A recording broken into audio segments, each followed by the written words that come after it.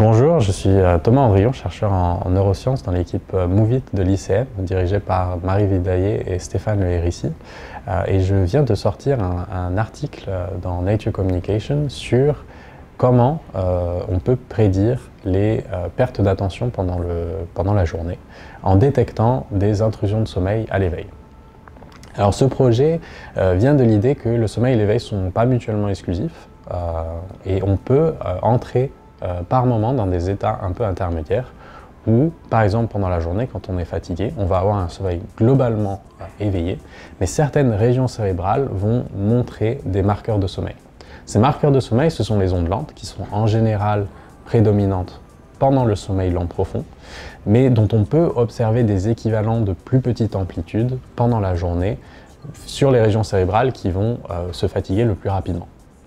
Donc pour étudier les conséquences de ces intrusions de sommeil sur l'attention, on a enregistré des sujets sains, non privés de sommeil, réalisant une tâche attentionnelle assez ennuyeuse, peu motivante, et on est allé leur demander qu'est-ce qui se passait dans leur tête à intervalles réguliers pendant cette expérience. On leur a demandé notamment s'ils étaient bien en train de se concentrer sur la tâche qu'on leur demande de faire ou s'ils étaient en train de penser à autre chose. Ça peut être ce qu'ils doivent faire après la tâche ou ce qu'ils ont oublié de faire la journée d'avant.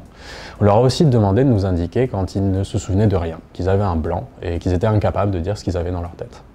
En parallèle, on enregistre leur activité cérébrale à travers un électroencéphalogramme, ce qui nous permet de détecter ces ondes lentes.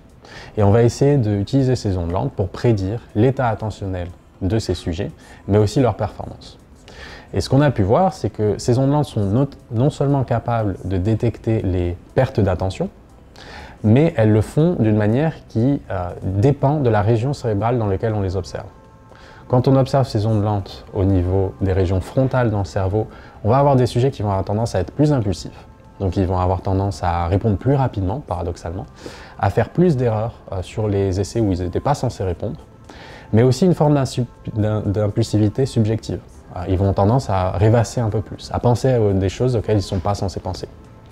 Alors que lorsqu'on observe ces ondes lentes vers l'arrière du cerveau, on a un phénomène inverse, de ralentissement, qui va induire un ralentissement dans les réponses. Les sujets vont être plus lents, ils vont aussi rater plus d'essais et ils vont avoir plus de blancs. Donc vous avez un même mécanisme, ces intrusions de sommeil à l'éveil, qui pourrait expliquer tout un tas de défauts d'attention avec des conséquences cognitives très différentes.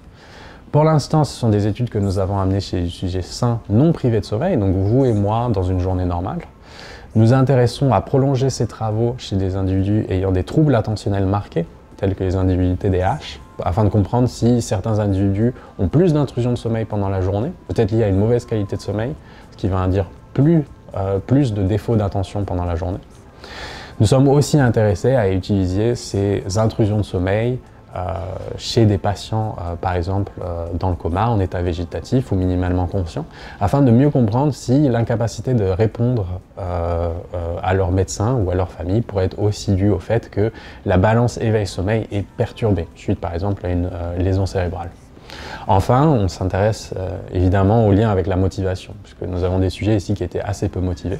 Est-ce qu'en étant un peu plus motivé, on peut réguler la quantité d'intrusion de sommeil que l'on a pendant la journée et quelle est la limite de ce processus? Donc à partir de quand la fatigue va prendre le dessus et va nous empêcher de maintenir un état de performance optimal.